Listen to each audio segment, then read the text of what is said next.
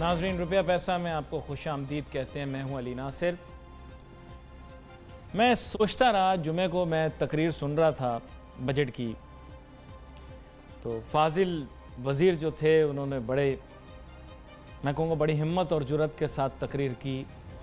नारे दरमियान में जारी थे, ऊंचे ऊंचे नारे, चीनी चोर आटा चोर। कभी ऐसा सोचा नहीं था कि ये वक्त भी आएगा, लेकिन चलो अब कानों ने ये भी सुन लिया। अब बात ये है कि बजट 2020-2021 में क्या नया था, या इससे पहले जो माजी में बजट आए उनमें क्या ऐसी कोई ख़ास बात थी? कुछ भी नहीं। टू बी वेरी फ्रैंक, ये तो बस ये करते हैं कि नंबर्स को मैच कर देते हैं, उम्मीदें तवक्कुआत को बयान कर देते हैं। साल के आखिर में हमारे पास इतने पैसे आ जाएंगे और हम ये कर लेंगे और हम वो बना लेंगे, लेकिन होता कुछ भी नहीं। बात कुछ ऐसी है कि अब शिकायत करते करते भी मैं थक गया हूँ। काफ़ी अरसे से आ रहा हूँ मैं टीवी पर। आप में से अक्सरियत लोग मुझे जानते होंगे, चंद लोग मुझे नहीं भी जानते होंगे, लेकिन यह है कि कोई फ़ायदा नहीं हुआ इतने अरसे ये एनालिसिस करने का। पुरानी अपनी उठाता हूँ, कभी निकालता हूँ पुरानी किताबों में से कि साहब मैंने क्या लिखा था, क्या बोला था। वही बोला था जो इस दफ़ा बोलूँगा। हुकूमत इसी तरह जो है वो शुमारियात पेश कर देती है, आदाद व शुमार हमारे सामने आ जाते हैं, जनाब बेहतरीन काम हो गया।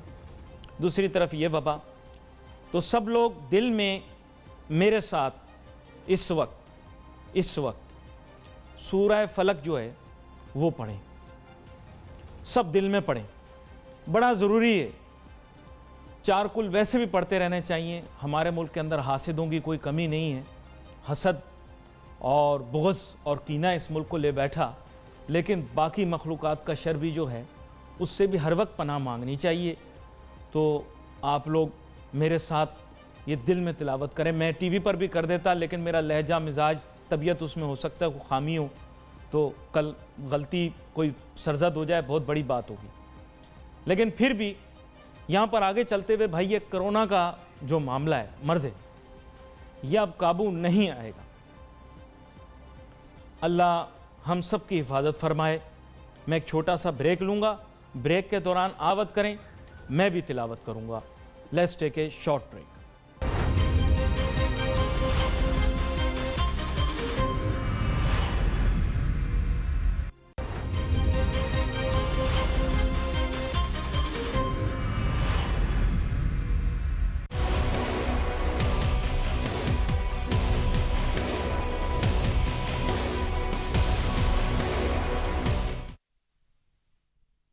Welcome back after the break.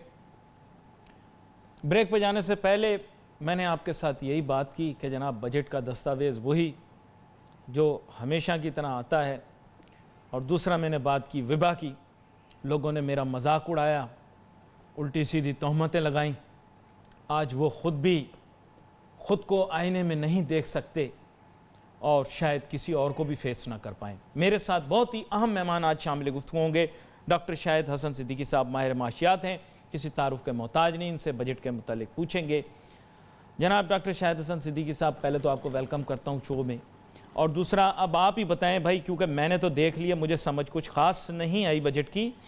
आप ही तबसरा जारी रखें, अगर बीच में कहीं मुझे कोई चीज़ समझ ना आई तो मैं आपको रोकूंगा। जी डॉक्टर शाहिद हसन सिद्दीकी साहब। बहुत बहुत शुक्रिया आपका। बात आपने बिल्कुल सही कही है।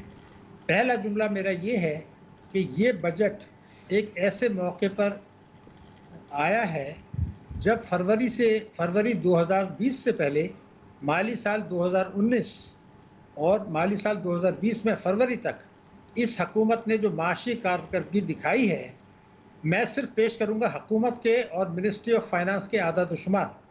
उसकी रोशनी में न सिर्फ ये कि बेशतर माशी आदाफ हासिल नहीं हुए, मामूली जो राब्ता है वो मुनक़ता हुआ, दोबारा से जोड़ लेते हैं कुछ देर में। बात वो भी यही कर रहे थे कि माजी की थोड़ी सी बात कर रहे थे, माजी करीब की क्या हालात रहे। तो मैं नाजरीन सिर्फ एक छोटी सी मेरी अर्ज़ है, बात यह कि जो जो ये फैलता जा रहा है ये पहले भी पता था। मैं कहता हूँ आप कौम को सच बता दें, चाहे जैसी भी हो हमारी कौम, इनको सच तो बताएं, सच के पाँव नहीं होते। अब आपने देख लिया, जो बात मैंने फर्स्ट डे देखे, मैं इस शोबे का माहिर नहीं हूं, लेकिन मैं मंतक का तालिब इल्म हूं, लॉजिक,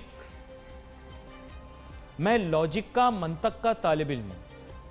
और लॉजिक और मंतक का तालिब इल्म होने के नाते मैं आपसे कहता हूं कि पहले दिन से जो चीजें ये बता रहे हैं यार समझ नहीं आ रही मुझे। अब देखें तजाद, देखें आप WHO के अभी जो मौजूदा बयानात आ रहे हैं, तजाद आप नोट करें, चेक करें। पूरी कौम एक दूसरे को कह रही है दूर रहे भाई, हाथ नहीं लगाना, दूर रहे भाई, इसको हाथ नहीं लगाना, उसको हाथ नहीं लगाना, रगड़ हाथ, रगड़ रगड़ रगड़ रगड़, रगड़ने का वैसे ही हाथ रगड़ रगड़ के, रगड़ रगड़ के। लेकिन एम क्या था, समझे नहीं इस चीज को, बेसिक चीज को नहीं समझे कि यार अब तो हाथ नहीं मिला रहे हो, अब क्यों इतनी तेज फैल रहा है। बिकॉज उसने, अच्छा उसने, वो जो खातून है बड़ी प्यारी सी, WHO की प्यारी सी है ना खातून जो है, देखते हैं आप लोग WHO या WWE देखते रहते हैं पूरा वक्त, WWF देखना बंद करो, WHO को भी देखा करो। वो खातून अगले दिन बताने लगी कि जिन लोगों को, जो लोग एसिम्प्टोमेटिक हैं, यानी उनमें ऐसी कोई अलामात नहीं है, वो फैलाने का इतना बड़ा जरिया नहीं बनेंगे। क्या कहा उसने? उसने कहा जिनको अलामात नहीं है, फैलाने का इतना बड़ा जरिया, दुनिया में तूफान मच गया। WHO वाली ने क्यों बोल दिया भाई, क्यों कह दिया उसने ये? लेकिन अब ये बात वाजे हो गई। चलो पॉइंट 1, चलो आप उसको गलत काउंट कर लो, लेकिन वो अपने शोबे की एक्सपर्ट है, मैं नहीं हूं, हम देख रहे हैं उनको क्या कह रहे हैं। फिर उन्होंने अगले दिन क्या कहा कि साहब ये जो किसी चीज़ को छूने से नहीं होगा। चले मेरा डॉक्टर, मतलब छूने से बात मेरी अधूरी रह गई, वो उसको ना जोड़े डॉक्टर शाहिद हसन सिद्दीकी आगे, बाद में ये बात हज़्फ कर दें, बाद में इस बारे में बात करें। डॉक्टर शाहिद हसन सिद्दीकी साहब, वेलकम बैक। सर आप अर्ज कर रहे थे, माजरत बीच में राब्ता टूट गया हमारा। देखिए, मैंने सिर्फ ये कहा था कि इस हुकूमत की माली साल 2019 और फरवरी 2020 तक, जब तक कोरोना नहीं आया था, हुकूमत पाकिस्तान, वजारत ख़जाना और स्टेट बैंक के आदाद व शुमार के मुताबिक बेशतर माशी अशारियों में अहम आदाफ हासिल नहीं हुए। मगर इससे भी ज़्यादा अहम बात यह है कि बेशतर माशी अशारियों में मज़ीद ख़राबियाँ आ गई। यानी जो इनको विरसे में मिला था, जिसको ये तबाह बर्बाद दिवालिया कहते कहते नहीं थक रहे थे, आज मैं ज़िम्मेदारी से ये कह सकता हूँ कि तकरीरों को छोड़ दें, तकरीरें तो मैं कोई अहमियत नहीं देता, इसलिए कि वो झूठ होती हैं। हुकूमत के जो आदाद व शुमार हैं और स्टेट बैंक के, उसमें मज़ीद ख़राबियाँ बढ़ी हैं, कम नहीं हुई बेशतर अशारियों में। इसकी जिम्मेदारी करेक्टनेस की मेरी है। अब मैं साबित करूँ क्यों कह रहा हूँ, चंद जुमलों में, ज़्यादा तफसील में नहीं। इस हुकूमत को मईशत की शरह नमू विरसे में मिली 5.5%। हुकूमत कह रही है, स्टेट बैंक कह रहा है। 2019 में जब दुनिया ने कोरोना का नाम नहीं सुना था, ये गिर के हो गई 1.9%। 1.9% हो गई, जो पिछले 59 बरसों में 5वीं बदतरीन कारकर्दगी है पाकिस्तान की तमाम हुकूमतों के दरमियान के उसमें अरसे में। लार्ज स्केल मैन्युफैक्चरिंग मनफी चला गया, नेगेटिव हो गया। तीसरी बात जो बहुत अहम है, जो गौर से सुने, कि 2018 में जब पाकिस्तान में तबाही हो रही थी, उनके मुताबिक उस वक्त जो बैरूनी सरमायाकारी आई थी, उसका हजम था $5,700 मिलियन। $5,700 मिलियन आए पिछली हुकूमत के दौर में। अब ज़रा गौर फरमाएं कि 2019 में स्टेट बैंक ये कहता है कि $250 मिलियन की सरमायाकारी आई। $5,700 मिलियन से जो PMLN के दौर की थी, कम होके $250 मिलियन रह गई, और दुनिया का एतमाद हमारे ऊपर बहाल हो गया, मैशियत बहाल हो गई, मुल्क तरक्की करने लगा, तब्दीलियाँ आ गई, गुर्बत ख़त्म हो गई। खुदा के गज़ब से डरें, ये मैं आपको आदाद शुमार बता रहा हूँ। तीसरा, ये हमें कहा गया था मुल्क दिवालिया क्यों? क्योंकि स्टेट बैंक के रिजर्व्स बहुत गिर गए हैं, खौफनाक हद तक, ख़तरनाक हद तक। अब मैं ये बता रहा हूँ कि जो मैंने स्टेट बैंक के आदाद शुमार देखे हैं, उसमें जिस दिन इमरान खान साहब ने हलफ उठाया था, उस दिन जो रिजर्व थे वो थे 10.2 अरब डॉलर। 10.2 अरब डॉलर इनको विरसे में मिले 15 महीने के बाद। जब मईशत बहाल हो गई, तरक्की की राह पे आ गए, तो ये रिजर्व्स गिर के रह गए 9.1 अरब डॉलर, और 10 अरब डॉलर के कर्जे बढ़ गए। अब मेरा सवाल ये है कि अगर 10.2 पे दिवालिया थे और दुनिया में चीन और दूसरे दोस्त मुल्क आपको कर्जा देने के लिए तैयार थे, तो जब आपके रिजर्व गिर गए 9.1 अरब डॉलर, और आपके कर्जे बढ़ गए 10 अरब डॉलर, तो वो दिवालिया था। तो ये क्या है, खुदा के लिए मुझे बता दें। तीसरा बात मैं जो कहूँगा कि महंगाई स्टेट बैंक के मुताबिक वजारत ख़जाना के इस हुकूमत के आने से पहले 4% थी, अब ये 12.4 तक पहुँच गई और 9.9% से दुगनी से ज़्यादा हो गई। और मैंने आपके प्रोग्राम में ये कहा था कि इस हुकूमत के 5 साल दौर में शरह नमू औसत उससे कम रहेगी जो इनको विरसे में मिली, और इनकी शरह महंगाई उससे ज़्यादा रहेगी औसत जो इनको विरसे में मिली। ये आपके सामने साबित होना शुरू हो गया। अब आप आइए कर्जे, 10 वर्षों में जो कर्जे बढ़े थे हुकूमत के मुताबिक। अच्छा, इन कर्जों पर भी बैरूनी आते हैं, कर्जे, एक छोटी सी ब्रेक ले लूं, ब्रेक के बाद वापस गुफ्तगू को यहीं से आगे लेकर चलेंगे। Let's take a short break.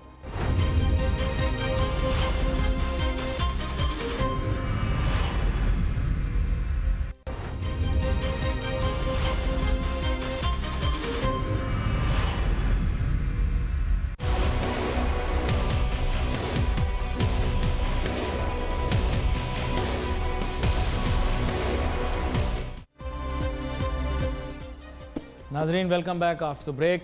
Doctor Shahid Hasan Siddiqui साहब के साथ बात हो रही थी। वो चौथे टॉपिक पर पहुंचे थे अपने, उन काफ़ी तवील बात बताई उन्होंने, जीडीपी का भी बताया, हर चीज़ का। चाहूँगा डॉक्टर शाहिद हसन सिद्दीकी साहब कंटिन्यू करें जहाँ पे आपने छोड़ा था। 3 मौज़ूआत आपने मुकम्मल कर दिए, चौथे पर आप आए थे। जी अली नासिर साहब, चौथे को मैं ज़रा मुख्तसर करके ज़रा बजट पे बात करना चाहूँगा, जी जी क्योंकि जी टाइम जी नहीं है। जी जी मैं कर्ज़ों में ये कह रहा था कि बैरूनी कर्जे जी पिछली हुकूमत के दौर में बढ़े थे 4.9 अरब डॉलर 10 साल की औसत, जी सर, 4.9 अरब डॉलर। ठीक। इनके दौर में बढ़ गए 8.9 अरब डॉलर, यानी तकरीबन दुगने हो गए। अब वो ये जो कहते हैं ना कि हमने पुराने कर्जे वापस किए हैं, तो ऐसा है कि इन्होंने 30 अरब डॉलर के कर्जे लिए, 15 अरब डॉलर के वापस कर दिए, 15 अरब इजाफा हो गया। तो मैं इजाफे की बात कर रहा हूँ, यानी अगर आप 100 रुपये लेके 70 रुपये वापस कर दें, तो मैं तो 30 रुपये को कह रहा हूँ कि दुगना हो गया। तो ये कर्जों का, टैक्सों की वसूली इनकी दौर में गिर गई। हालांकि इन्होंने कई 100 अरब डॉलर रुपए के कर्जे टैक्स नए लगाए, और 2019 में टैक्सों की वसूली गिरी थी, और फरवरी तक मुशीर खजाना ने कहा है कि टैक्सों में 800 अरब रुपए का शॉर्टफॉल था कोरोना से पहले, फरवरी 2020 तक। अब इसकी अगर मैं नए बजट में आपको ये खिदमत में ये अर्ज़ करूँ कि इन्होंने जो FBR का हदफ रखा है वो है 4,963 अरब रुपया। 4,963 अरब में से अगर आप सूबों को जो चला जाएगा NFC अवार्ड के तहत, वो है 2,873 अरब रुपया। ये तो अगले तो साल का है ना, वफाक के पास मतलब बचता है, ये अभी अगले साल की अगले बात साल हो, की मैं अगला बात कर माली रहा साल। हूँ जी। हाँ, मैंने कहा थोड़ा सा टाइम है तो अगले साल का बता दूं कि अगले साल में वफाक के पास बचेंगे 2,100 अरब रुपया, और सूद की मद में देना है 3,000 अरब रुपया, और दिफा में देना है 1,200 अरब रुपया। तो आप इस पैसे तो सूद ही अदा नहीं कर सकते, तो ये मुल्क कैसे चलेगा, मईशत कैसे ग्रो करेगी, महंगाई कैसे ख़त्म होगी? तो उसके लिए आपने क्या कोई रास्ता नहीं बताया। और जो अहमकाना या जालिमाना इक़दाम किए वो मैं आपको बताता जाऊँ। पेट्रोलियम लेवी, जिसको मैंने भत्ता कहा था, उसको बढ़ा दिया गया है कि हम 450 अरब रुपए लेंगे, जबकि कुछ अर्से पहले 50 अरब लिए कर जाते थे। आवाम से 450 अरब रुपए पेट्रोलियम लेवी में घसीटा है इन्होंने, ताकि कॉस्ट ऑफ प्रोडक्शन बढ़े और महंगाई बढ़े। दूसरा उन्होंने कहा है कि जी सूबे चाहे तालीम का बजट करें या सेहत का बजट कम करें, जो हम पैसा दें उसमें से 242 अरब रुपया वापस कर दें, फाजिल बजट दिखा दें। क्यों दिखाने भाई? तीसरी बात यह है कि 100 अरब रुपए की निष्कारी की बात है, तो खुदा के लिए ये वक्त नहीं है निष्कारी करने का, दुनिया में आपको कीमत नहीं मिलेगी। और पब्लिक सेक्टर के लॉसेस इनके दौर में बढ़ गए, गर्दिशी कर्जा बढ़ गया, और जो बैंकों के खाते को जो मुनाफा दे रहे थे, स्टेट बैंक ने कानून तोड़ के उसमें 340 अरब रुपए उनको कम दिए हैं। तो इस बजट का जो मरकजी नुक्ता है वो ये है कि ताकतवर तबकों को नवाजने के लिए आप कानून नया बनाएं और आवाम को कुचलने के लिए कानून को तोड़ दें। इन दोनों जुमलों की जिम्मेदारी मैं कबूल करता हूं कि ताकतवर तबकों को, चोरों को नवाजने के लिए आप नया कानून बनाएं जो इन्होंने बनाए हैं, और आवाम को कुचलने के लिए कानून को तोड़ दें। स्टेट बैंक भी कानून तोड़ रहा है, कोई परवाह नहीं है। तो अगर ये सूरत हाल है और तमाम माशी फैसले इस उसूल पे किए जा रहे हैं कि ताकतवर तबकों की मदद हासिल रहे ताकि हुकूमत को ख़तरा ना हो और मईशत की बेहतरी जो है मद्देनज़र नहीं है। बुनियादी उसूल है ताकतवर तबकों को नवाजें ताकि उनकी मदद हुकूमत को हासिल रहे, मईशत बेहतरी के लिए वो उनका तरजीहात में नहीं है। रोजगार की फराहमी तरजीहात में नहीं है, सेहत तरजीहात में नहीं है, तालीम तरजीहात में नहीं है। जब आप ये कहते हैं कि जी आप जो है कंस्ट्रक्शन में तामीराती शोबे में काला धन लगाएं, तो मैं ये कहता हूँ कि अगर आपको मकान बनाने की जल्दी क्या है, पहले आप स्कूल तो बना दें, 2-2 कमरे के, 3-3 कमरों के, जहाँ डबल शिफ्ट में तालीम हो और असातिज़ा को बहुत सारी नौकरियां मिल जाए। आप 3-3 कमरों नहीं, की अब तो ये डिस्पेंसरी ऑनलाइन होगा, बना दें। ऑनलाइन नहीं, अब ये सारा काम ऑनलाइन होगा। हाँ, तो मईशत की तरक्की भी फिर ऑनलाइन होगी, गुर्बत भी ऑनलाइन ख़त्म हो जाएगी, कर्जे भी ऑनलाइन ख़त्म कर दें। तो फिर खुदा के गज़ब से डरें, अल्लाह के गज़ब से डरें। ये इस्लामी मुल्क है, जौहरी ताकत है, यहाँ पर ये खेल ना करें। आप तकरीर आदाद शुमार में कुछ कहते हैं, तकरीर में कुछ कहते हैं, बार बार कहते हैं। अभी वज़ीर ख़जाना ने कह दिया कि जी 11% पे मुल्क नहीं चल सकता टैक्स GDP में, उनके अल्फाज में कल, और इनके दौर में टैक्स GDP गिर गई। तो आप तनासुब गिराते हैं और फिर कहते हैं जी मुल्क नहीं चल सकता, तो फिर आपने तो गिरा दी। और इससे पहले आप कह रहे थे कामयाबियों के दावे कि जी हम FBR ने दावे कर दिए। तो ये जो डबल स्टैंडर्ड जिसका आपने शुरू में जिक्र किया था, तो आपने बिल्कुल शुरू में सही कहा था कि आप कहते कुछ हैं, आदाद शुमार कुछ होते हैं, अगले सांस में कुछ और कह देते हैं। इतना तजाद है, तो अवाम तो कोई तो समझ में नहीं आ रहा। कोरोना में जो कुछ उन्होंने किया है, ये तो तबाह किया है अवाम को। लॉकडाउन शुरू में कर देना चाहिए था। अच्छा, मैं अब आपसे बिल्कुल नजरअंदाज कर दिया। थोड़ा मुश्किल सवाल पूछूंगा आपसे। अब आपको पता है विभा के बारे में मैंने कुछ बातें की थी, वो जाहिरी बात है मीडिया पर, सोशल मीडिया पर बहुत ज़्यादा चली। मैंने तो वही बातें की थी जो तारीख़ में रिवायात के पस मंज़र में थी। मौजूदा तौर पर यू डू नो कि ये बिल्कुल काबू से बाहर हो चुका है। डॉक्टर शाहिद हसन सिद्दीकी साहब, मेरे पास चंद लम्हात हैं, मैं चाहूँगा इस मौजू पर आप भी बात करें। नाउमीदी बहुत है, लेकिन अब यू डू अंडरस्टैंड कि ये काबू से बाहर हो गया। क्या कहते हैं आप?